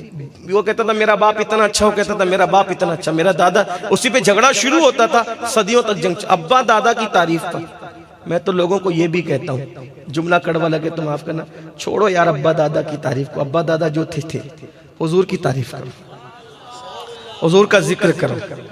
ہاں، ابا دادا کی تعریف کرو گے تو جھوٹ بھی ہو سکتا ہے، لیکن حضور کی تعریف کرو گے تو سب سچائی ہی سچائی ہے نا، سب سچائی، صداقت ہی صداقت، سچائی سچائی، اور ان کا ذکر کثرت سے کرو، بڑی معذرت کے ساتھ۔ آج حضور کی سیرت، میرے یہ علماء ائمہ موجود ہیں، اللہ والے لوگ، آج حضور کی سیرت شاید ہماری عوام کو اس لیے بھی نہیں پتہ ہے کہ آج ہم اپنے ابا داداؤں کا، اپنے پیر اور دادا پیروں کا اسی میں اتنے مصروف ہو گئے ذکر کرنے میں کہ حضور کی سیرت کو ہم کبھی ہاتھ بھی نہیں لگا پاتے۔ شاید ہماری قوم کو اس لیے نہیں پتا۔ میں پیروں کا مخالف نہیں، میں بھی پیر رکھتا ہوں اور پیروں کی جوتیاں میرے سر پہ ہیں، لیکن سارے پیروں کے پیر کو محمد الرسول اللہ کہتے ہیں، ہے نا۔ آج کرامتیں گڑ گڑ کے پیش کی جا رہی ہے، جو جو نہیں ہے اس کو وہ بنا کے پیش کیا جا رہا ہے، اور آپ بھی بہت ناکارہ ہوئے۔ اللہ کی عدالت میں تمہیں بھی منہ دکھانا ہے۔ جب رسول اللہ کا ذکر ہوتا ہے تو تم پر سناٹا چھایا ہوتا ہے، اور جب پیروں کی کرامت بیان ہوتی ہے تو تمہارے اندر جان پیدا ہو جاتی ہے، پھر تم نوٹ بھی چلاتے ہو، نعرے بھی لگاتے ہو، محفل بھی جھومتی ہے۔ نبی کے نام پہ نہیں، نبی کے نام پہ نہیں، پوری نعت ہو گئی، سناٹا، اور اپنے پیر کا ذکر آیا جیسے مردے میں جانا۔ وہ شاعر بیوقوف ہے، پوری نعت کے 5 شعر پڑھ لیا، اس کو 1 روپیہ نہ ملا، پیر کی جھوٹی تعریف کی، پیسے برسنے لگے، وہ کیا کرے گا؟ بولو کیا کرے گا؟ تو وہی کرے گا نا۔ میں سارے شعراء کو نہیں کہہ رہا ہوں، لیکن دنیا داری بھی تو ہے نا۔ جو اللہ والے نیک شعراء ہیں ان کی جوتیاں میرے سروں پر، جو اللہ والے خطبہ ہیں ان کی جوتیاں میرے سروں پر، لیکن آپ سے کہنا چاہتا ہوں حضور پہ تم ظلم کرو گے؟ حضور کی وفا کا نام لے کر جن کے ٹکڑوں پہ پل رہے ہو، ان کے ساتھ یہ سنی قوم یہ کرے گی؟ بتاؤ یار، جن کا کچھ بھی نہیں ان کی کرامتیں گڑھتے ہو، اور جن کے معجزات کبھی ختم نہیں ہونے والے ان کا ذکر نہیں کرتے، ان کی سیرت بیان نہیں کرتے۔ مجھے پتا ہے یہ باتیں جب میں کرتا ہوں تو لوگوں کو تکلیف ہوتی ہے، لیکن میری روزی روٹی محمد الرسول اللہ کی چوکھٹ سے چلتی ہے۔ نہ تم میرے رزاق ہو نہ کوئی میرا رزاق ہے، رزاق اللہ ہے، دیتا وہ ہے دلاتے وہ ہیں، رب ہے موتی وہ ہے قاسم، رزق اس کا ہے دلاتے وہ ہیں۔ بہت کچھ سوچ کر بنا ہوں موج دریا کا حریف، ورنہ میں بھی جانتا تھا عافیت سائل میں ہے۔ مجھے پتا ہے سائل پہ بیٹھے رہنے میں بہت عافیت ہے، میں بھی چمچہ گیری کر لوں تو بہت کچھ ہو سکتا ہے، لیکن میں اس میں بہت خوش ہوں۔ میں اپنے سچے آقاؤں کا سچا ذکر کرتا ہوں۔ ہاں میں کرامتیں بھی بیان کرتا ہوں، پیروں کا ذکر بھی کرتا ہوں، لیکن جس ان کی محفل ہوگی تو ان کا کریں گے. لیکن ایک بات کہوں, ہر محفل میں کسی کا بھی بار بار بار بار ایک ہی بار وہی گڑ گڑ کے اور حضور کا ذکر نہیں, حضور کے معجزات تمہیں یاد نہیں. المیہ تو یہ ہے کہ رسول اللہ کے والدین کا نام پتہ نہیں, حضور کے دادا دادی کا نام پتہ نہیں, حضور کے شہزادیاں کتنی یہ پتہ نہیں, حضور کے شہزادے کتنے پتہ نہیں, حضور کی کتنی بیویاں ہیں, حضور کی بیویوں کے نام پتہ ہے تمہیں؟ جس کا کلمہ پڑھ رہے ہو نا, جس کا کلمہ پڑھ رہے ہو, جو تمہیں جنت میں ہاتھ پکڑ کے لے جائیں گے, جس کی شفاعت ہی سے تم اور ہم جنت میں جائیں گے, جس نے نمازیں جیسی عظیم نعمت تمہارے گھر تک پہنچائی, جس نے قرآن دیا, رحمان کا پتہ ان سے ملا, ان کی بیویاں کتنی معلوم ہے اور ان کے نام کیا وہ معلوم ہے نہیں. تو جس کے بارے میں کچھ پتہ ہی نہیں, اس سے عشق کیسے ہوگا, کیسے ہوگا؟ میں پھر کہہ رہا ہوں, میری بات کا غلط مطلب مت نکالنا. سب کا ذکر کرو لیکن سب سے زیادہ حضور کا ذکر کرو. اور ہر ایک کا ذکر لوگوں کو متاثر نہیں کر سکتا, لیکن میرے نبی کے ذکر کی یہ شان ہے کہ وہ سب کو متاثر کر سکتا. ابھی یہ جو میں نے بدر کا واقعہ بیان کیا کہ حضور نیچے چل رہے, غلام کو بٹھایا, بیان کر کے تو دیکھو نا. میں آپ کو بتاؤں, میں بریلی شریف میں تھا 2 دن پہلے, وہاں ڈاکٹروں کی, انجینئروں کی اور سرمایہ داروں کی ایک محفل الگ سے رکھی تھی, الگ سے رکھی. میں نے وہاں 1.25 گھنٹہ بیان کیا. یقین 1.25 گھنٹہ جب میرا بیان ہوا تو وہاں کے ڈاکٹروں نے مجھ سے کہا کہ ہم نے تو کبھی سنا نہیں تھا, ہم مزید اپنے اور بڑے تعلیم یافتہ طبقے کو لائیں گے, آپ ان کے سامنے یہ باتیں رکھیے گا. میں نے کہا میں بالکل حاضر ہوں, بالکل حاضر. لیکن اس کے بعد میں سوچ میں ڈوب گیا, یا اللہ میں تو ایک طالب علم ہوں, یہ لوگ اتنا پڑھ لکھ کر کے ان تک کی بات ہم کیوں نہیں پہنچا سکے؟ وجہ یہ ہے کہ ہم خول میں بند ہو گئے. میں کہتا ہوں میرا باپ, یہ کہتا ہے میرا باپ, وہ کہتا ہے میرا باپ. یار باپ کیا چیز ہے, باپ کیا چیز ہے؟ باپ جس کے صدقے میں ملا وہ سب کچھ ہے نا. میں کہتا ہوں میرا پیر, وہ کہتا ہے میرا پیر, وہ کہتا ہے میرا پیر. یہ پیر کیا چیز ہے؟ پیر جس کے صدقے ملا وہ سب کچھ ہے نا. آپ کو اللہ کو منہ دکھانا ہے. آپ کے بچوں کو اگر سیرت پتہ نہیں ہوگی نا, تمہارے بچے مسلمان بھی نہیں رہ جائیں گے. یہ فتنہ ارتداد اسی کی ایک شکل ہے. پہلے نبی سے دور کرو, پھر اسلام چھینو, پھر ایمان چھینو. جب نبی صحیح دور ہو کر ایمان چلا گیا, کہاں رہے گا باپ, کہاں رہے گا پیر, کہاں رہے گا پردادا, پھر کون رہے گا اور کیا رہے گا؟ حضور پلا دو اپنے بچوں کو حضور کی سیرت طیبہ, سیرت مصطفیٰ میں ڈوب جاؤ. اللہ کے رسول کی سیرت طیبہ کا درس ہر گھر میں ہونا چاہیے. اتنے اچھے میرے حضور, اتنے اچھے. ایک صحابی کے گھر چند صحابہ پہنچے, اور پہنچنے کے بعد انہوں نے ایک دسترخوان بچھایا, تو دسترخوان میلا ہو گیا تھا. انہوں نے کیا کیا, دسترخوان کو آگ میں ڈال دیا, آگ میں ڈال کر کے پھر نکال لیا, دسترخوان صاف ہو گیا. لوگ حیرت سے دیکھتے رہے, یہ دسترخوان آگ سے صاف ہوتا ہے؟ کہا ہاں. کہا کیوں؟ کہا اس کی خصوصیت یہ ہے, ایک دن حضور ہمارے یہاں مہمان بن کر آئے تھے, ہاتھ دھونے کے بعد ہم نے کپڑا ہاتھ پوچھنے کے لیے دیا, اسی سے پوچھ لیا. جس دن سے نبی نے ہاتھ اس سے پوچھے, میلا ہوتا ہے تو ہم دھلتے نہیں ہیں, آگ میں ڈال دیتے, یہ جلتا نہیں ہے, صاف ہو جاتا. اپنا نبی ہے, اپنا نبی ہے. بریلی کے تاجدار نے اسی لیے نہیں کہا, بہت پڑھ کے کہا تھا سب سے اولا وہ آلہ ہمارا نبی, سب سے بالا وہ آلہ ہمارا نبی, اپنے مولا کا پیارا ہمارا نبی, دونوں عالم کا دولہ ہمارا نبی. سارے اچھوں میں اچھا سمجھئے جسے, ہے اس اچھے سے اچھا, کتنا بھی اچھا لے کر آؤ, ہے اس اچھے سے اچھا, ہے اس اچھے سے اچھا, ہے اس اچھے سے اچھا. کوئی کتنا اچھا ہوگا, یوسف اچھے ہیں اس اچھے سے اچھا, آدم اچھے اس اچھے سے اچھا, ابراہیم اچھے اس اچھے سے اچھا. سارے اچھوں میں اچھا سمجھئے جسے, ہے اس اچھے سے اچھا ہمارا نبی. سارے اونچوں میں اونچا سمجھئے جسے, ہے اس اونچے میں اونچا. اس شعر کا مطلب جو میں سمجھاؤں وہ یہ کہ حضور کا قد جو تھا نہ لمبا تھا نہ چھوٹا تھا، حضور کا قد میانہ تھا، جس کو درمیانہ قد کہتے ہیں، ٹھیک؟ لیکن کوئی کتنا بھی لمبا آدمی جب حضور کے بازو میں آ کے کھڑا ہو جاتا تو حضور اس سے اونچے ہی نظر آتے ہیں۔ ہائے ہائے ہائے، کیا نبی ہے اپنے!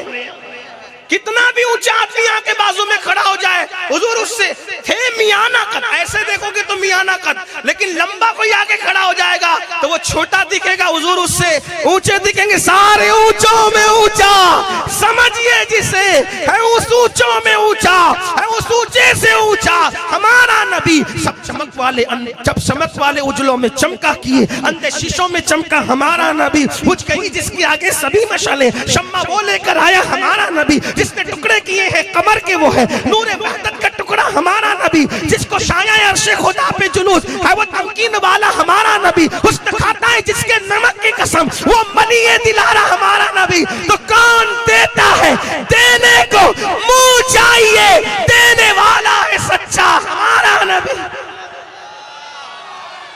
ایسا نبی اللہ نے دیا ہے، اس نبی کے بارے میں کچھ نہیں پتا۔ حضور کی سیرت کی طرف آؤ، سیرت النبی کی طرف آؤ۔ اور میں بات کروں گا، یہ پیروں کے خلاف کوئی مہم نہیں ہے، اللہ کی قسم نہیں ہے۔ اگر سچا پیر اس کو سنے گا تو بولے گا کہ امین القادری صحیح کہہ رہا ہے، اور نفس کا غلام سنے گا تو پھر اس کی اپنی مرضی، میں کسی کے خلاف تھوڑی ہوں۔ ہم تو آج بھی سچے پیروں کی جوتیاں سر پہ رکھ کے پھرتے ہیں، ہمیں بڑوں کا ادب سکھایا گیا ہے۔ تو میں کیا عرض کر رہا تھا آپ سے، اللہ کے رسول کی آمد سے پہلے بات ختم کرنے چلا تھا، ٹائم پورا ہو چکا، کب سے ہو چکا ٹائم پورا۔ ہمارے یہاں اصل میں کیا ہے، سنی دعوت اسلامی کا ایک ماحول ہے۔ ہم لوگ یہ چاہتے ہیں کہ جلسہ اس وقت ختم ہو کہ جو لوگ گھر جائیں وہ پھر فجر پڑھ سکیں۔ جلسہ گناہوں کی گٹری نہ بن جائے اس اعتبار سے کہ جو نہیں پڑھتے وہ تو سوتے ہی رہیں گے، جو پڑھتے ہیں جلسے والی رات ان کی بھی چلی جاتی ہے، پڑھنے والوں کی بھی جلسے کی رات چلی جاتی ہے، تو فائدہ کیا ہوا پھر؟ تو اس لیے ہم لوگ ڈرتے ہیں۔ حضرت خواجہ نصیر الدین چراغ دہلوی فرماتے ہیں، ہمارے بزرگوں میں سے، بزرگان چشت میں سے، ہمارے چشتی سرکاروں میں سے ایک سرکار ہے، محبوب الہی کے مرید بھی ہیں، خلیفہ بھی ہیں، اور ان کے جانشین بھی ہیں محبوب الہی کے۔ سرکار نصیر الدین چراغ دہلوی فرماتے ہیں 70 سال جس نے غار میں بیٹھ کر عبادت کی وہ ایک طرف، اور ایک دن کی فجر کی 2 رکعت نماز ایک طرف، دونوں کی برابری نہیں ہو سکتی۔ یہ ہے فجر جس سے ہم سب غافل ہیں، اٹھتے نہیں، آنکھ نہیں کھلتی۔ ٹرین کے ٹائم برابر آنکھ کھل جاتی ہے، فلائٹ پکڑ لی ہو تو آنکھ کھل جاتی، نماز کے لیے نہیں کھلتی۔ جو قوم ٹرین سے زیادہ نماز کو اہمیت نہ دے وہ قوم کٹے گی نہیں۔ اس قوم کے گھروں پہ بلڈوزر نہ چلیں گے، اس قوم کی بیٹیاں سگنلوں پہ بھیک نہیں مانگے گی برقع پہن کر۔ درس قرآن اگر ہم نے نہ بھلایا ہوتا، یہ زمانہ نہ زمانے نے دکھایا ہوتا، وہ زمانے میں معزز تھے مسلمان ہو کر، اور ہم خار ہوئے تاریخ قرآن ہو کر۔ ہمیں کرنی ہے شہنشاہ بطحا کی رضا جوئی، وہ اپنے ہو گئے تو رحمت پروردگار اپنی۔ لوگ خود غرض تھے حضور کی آمد سے پہلے، ظالم تھے، جابر تھے، اتنے گندے تھے لوگ کہ کعبے کا طواف کرنے آتے تو بھی ننگے ہو کر آتے۔ اتنے گندے ہو گئے تھے لوگ، زنا کرنے کے لیے کوئی عورت نہ ملتی تو لوگ ماؤں کے ساتھ بھی زنا کرتے۔ تاریخ ہے۔ اتنے گندے ہو گئے تھے لوگ، صفا مروہ پر تک لوگوں نے زنا کیا۔ تاریخ ہے، تاریخ۔ حضور آئے، محنت کی، انقلاب برپا کیا۔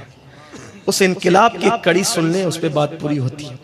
خود غرضی کا کیسے خاتمہ کیا؟ آج بھی لوگ خود غرض ہیں، یعنی میلاد کے انقلاب کا حصہ نہیں بنے، اسی لیے میلاد انقلاب کا نام، اس انقلاب کا حصہ نہیں، خود غرض ہے۔ دوستی کرتے ہیں خود غرضی کے لیے، محبت بھی کرتے ہیں خود غرضی کے لیے، پیار بھی کرتے ہیں خود غرضی کے لیے۔ یہ جو لڑکے لڑکیوں کی محبت کی داستانیں خود غرضی ہے، نفسیات ہے۔ اگر یہ واقعی محبت کرتے تو میں ان سے کہتا، اگر واقعی جو محبت ہے اس میں زنا نہیں ہوتا، اس میں پاک دامنی ہوتی۔ یہ خود غرضیاں ہیں، نفسیات، نفسانی خواہشات ہیں جو ہیرو سے سیکھ رہے ہو، اداکاروں سے سیکھ رہے ہو، فلموں سے سیکھ رہے ہو۔ محبتیں ہوئی ہیں، اگر میں وہ داستان محبت چھیڑ دوں تو آپ کو حیرت ہوگی کہ ایک نوجوان نے ایک لڑکی سے محبت کی، لیکن اس میں اتنی پاکیزگی تھی کہ اس جوان نے اس محبت میں ایک مردہ لڑکی کو زندہ کروا لیا اللہ سے. محبتیں یہ پوری داستان ہے. وہ اگر پڑھوں گا تو آدھے گھنٹے کا وقت مجھے پھر چاہیے، لیکن میں اس کی طرف آج نہیں جاؤں گا. مجھے کبھی یاد دلانا، میں کبھی آؤں گا تذکر کروں گا کہ ایک نوجوان نے ایک لڑکی سے محبت کی، لیکن وہ اتنا پاک دامن تھا کہ اس لڑکی کو اس نے کبھی نظر بھر کے نہیں دیکھا، محبت کی. پھر وہ لڑکی مر گئی تو اس کی دعا میں اتنی تاثیر تھی کہ اس کی دعا سے اللہ نے وہ لڑکی زندہ کر دی، اور وہی لڑکی جس سے اس نے محبت کی تھی وہ اس کی ولایت کا سبب بن گئی. وہ لڑکی کی محبت اس کو ولایت تک لے گئی اس جوان کو. یہ محبت تمہیں تو شیطنت تک لے جا رہی ہے نا محبت. یہ محبت نہیں ہے. مذہب تبدیل کروا رہی ہے، محبت نہیں ہے. یہ نفسانیت ہے، شہوت ہے، یہ گندگی ہے. اس محبت کا ہمارے مذہب سے کوئی تعلق نہیں. ہنسنے کی بات نہیں ہے. جس کو تم نے محبت کا نام دیا ہے، فرمایا گیا جو عورتوں کو پاپ کی نظر سے دیکھے گا مرتے وقت اس کی زبان پہ کلمہ نہیں آئے گا. جو عورتوں کو صرف گھور کے دیکھے تکے، جب اس کی زبان پہ مرتے ٹائم کلمہ نہیں آئے گا تو جو زنا کرتے ان کے منہ پہ کب کلمہ آنے والا ہے؟ جو 3 بجے رات تک کے گندی فلمیں دیکھتے ان کی زبانوں پر کب کلمہ آنے والا ہے؟ مرنا نہیں ہے. دکانیں یہی رہے گی، مکانات یہی رہیں گے، دولت یہی رہے گی، جائیداد یہی رہے گی، سب کچھ یہی رہے گا. قبر میں اکیلے جانا ہے، اکیلے. تباہی کے سوا کچھ اور نہیں ہے جس رستے پہ جا رہے ہو. اللہ کے بندو رجوع کرو اللہ کی طرف، پلٹو اللہ کی طرف، توبہ کرو اللہ کی بارگاہ میں، اور سب سے ٹوٹ کر اللہ کی طرف رجوع کر کے اسی کے ہو جاؤ. خود غرضی، کتنی خود غرضی. کاروبار میں خود غرضی، دوستی میں خود غرضی. میاں بیوی کا رشتہ بھی اب خود غرض ہو گیا ہے. اللہ ماشاءاللہ، جب تک شوہر دولت مند ہوتا ہے تب تک بیویاں پیار دیتی ہے، اور جب شوہر کی دولت گئی بیویاں بھی منہ پھیر لیتی. سب ایسی نہیں ہے لیکن اکثر. جب تک بیوی تندرست ہوتی ہے شوہر پورا ٹینشن رہتا اس کی طرف. جب بیوی بیمار ہو گئی تو پھر کسی اور کے چکر میں ہو جاتے. میں لوگوں سے یہی کہتا ہوں، بیمار بیوی کو دھوکہ دینے والے، اگر اس کا الٹ ہوتا تو کیا کر لیتا؟ وفا کیا چیز ہے؟ غربت پہ دھوکہ، بیماری پہ دھوکہ. کئی بیمار لڑکیاں ایسی بیمار ہوئی اس کو میکے پہنچا دیا گیا، کسی اور کے چکر میں پڑ گئے. نہیں، اسلام خود غرضی اسلام نہیں سکھاتا. آئیے اس پر حضور نے جو انقلاب لایا خود غرضی کے خاتمے کے لیے، ایک روایت سنے بات پوری ہوتی. اور پھر اس پر قربانی اور ایثار کی برکت کیا ہے. ایک دن اللہ کے رسول کے یہاں مہمان آئے. مہمان حضور کے جو مہمان ہوتے تھے اس دور میں مسلم بھی ہوتے تھے، غیر مسلم بھی، مشرکین بھی ہوتے تھے، یہودی بھی ہوتے تھے، عیسائی بھی ہوتے تھے، لیکن وہ ہوتے تھے مہمان. اور اللہ کے رسول علیہ السلام فرماتے ہیں جو اللہ اور یوم آخرت پر ایمان رکھتا ہو وہ مہمان کی قدر کرے، عزت کرے. اور یہ بھی حدیث پاک میں ہے جس نے مہمان کو خوش کر دیا اللہ اس سے راضی ہو جاتا ہے. اللہ کو راضی کرنے کا اس سے آسان طریقہ کیا ہو سکتا ہے؟ مہمان کو خوش کر دو، اللہ راضی ہوگا. بہرحال تو حضور کے یہاں مہمان آئے. اس وقت تو بیت المال کا نظام قائم نہیں ہوا تھا، اور باضابطہ لنگر کا سسٹم بھی ابھی قائم نہیں ہوا تھا. ابتدائی ایام تھے مدینہ منورہ کے. ایسے میں حضور علیہ السلام نے صحابہ سے کہا کون لے جائے گا ان مہمانوں کو؟ حسب حیثیت کسی نے 1، کسی نے 2، کسی نے بانٹ لیے. ایک مہمان بچ گیا، ایک مہمان بچا اور ایک صحابی بچ گئے.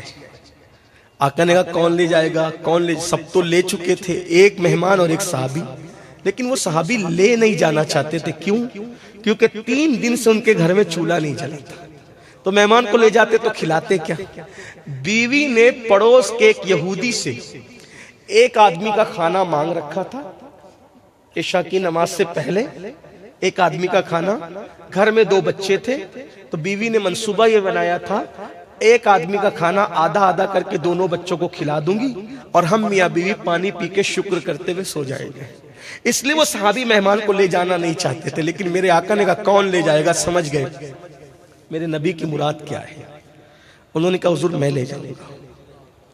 اور 3 دن کے گھر میں فاقہ ہے، چولہا نہیں جلا، بچے بھی بھوکے ہیں، اور ایک آدمی کا کھانا گھر میں موجود ہے. 3 دن کے بعد بچے آدھا آدھا کھانا کھانے والے ہیں. لیکن انہوں نے کہا میں لے جاؤں گا. اور جب مہمان لے گئے تو بیوی دروازے پہنچ کے بیوی سے کہا حضور کا مہمان لایا ہوں. آج کل کی کوئی محترمہ ہوتی تو خدا جانے کتنی اس کو جو ہے وہ کیا کیا سناتی اور کیا باتیں کرتی، خدا جانے۔ اللہ کے رسول علیہ السلام فرماتے ہیں میں نے عورتوں کو سب سے زیادہ جہنم میں جاتے ہوئے دیکھا شب معراج۔ صحابہ نے پوچھا حضور عورتیں جہنم میں کیوں جائے گی زیادہ؟ کہا یہ ناشکری بہت ہوتی، عورتوں کو ان کا ناشکرہ پن جہنم میں لے جائے گا۔ بہنوں سے کہتا ہوں اس سے توبہ کر لو، جہالت سے نکلو۔ ناشکرے پن کا کیا مطلب؟ 50 سال ہو گئے شادی کو، ہر چیز دی، ہر چیز دی، ہر چیز دی، ہر چیز دی، ایک دن نہیں دیا تو محترمہ، ہر محترمہ کسی کی بھی ہو، کیا یہاں آنے کے بعد تو کبھی مجھے کچھ ملا ہی نہیں ہے، تو 50 سال سے کیا کر رہی تھی؟ یہ بات بہت کم ہے۔ شکر گزار اللہ کی بندیاں بہت کم ہے۔ پوری زندگی سب ہوا، ایک مرتبہ نہ ہو۔ جیسے مثال ہر شادی پہ نیا جوڑا ہوا، ایک شادی میں نہیں ملا، مجھے تو کبھی ملتا ہی نہیں۔ ناشکر، ہنسنے کی بات نہیں، یہ ناشکری عورتوں کو جہنم میں لے جائے گی۔ رسول اللہ کی شہزادی نے 17 پیون کی چادر پر پوری زندگی گزاری ہے، لیکن کبھی نہیں کہا کہ مجھے چاہیے۔ ایک بات آپ سے کہتا ہوں، بات آ گئی تو آپ سے کہتا ہوں، اے یوسف باپو بڑے محترم ہے، بڑے عزیز، اگر میں ابھی یہ کہوں کہ یہ 3 دن کے بھوکے ہیں، سورج نگر والوں تم پہ کیا گزرے گی بتاؤ؟ کیا گزرے گی آپ مجھے بتاؤ؟ ایک سید 3 دن کا نہیں، ایک وقت کا بھوکا ہو، میں کم از کم اتنا سمجھتا ہوں ہندوستان میں کوئی کلمہ پڑھنے والا اگر پتا چل جائے نا سید دن بھر کا بھوکا ہے، واللہ وہ اپنے بچوں کے آگے کا کھانا چھین کر سید کو کھلائے گا۔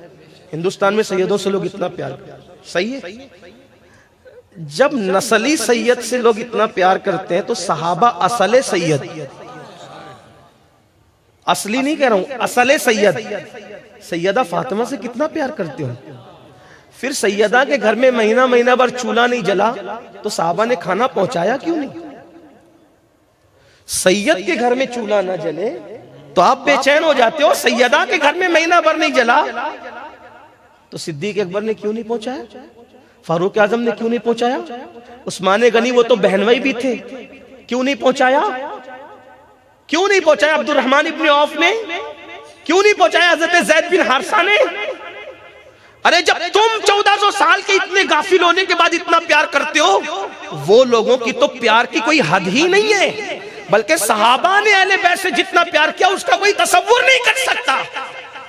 تو پھر مہینہ بھر چولہا نہیں جلا، سیدہ کے گھر کھانا پہنچا کیوں نہیں؟ وجہ سیدہ کی حیات تک لوگوں کو معلوم ہی نہیں تھا کہ سیدہ کے گھر مہینہ بھر چولہا نہیں جلتا تھا، کیونکہ سیدہ نے کبھی کسی کو معلوم ہونے ہی نہیں۔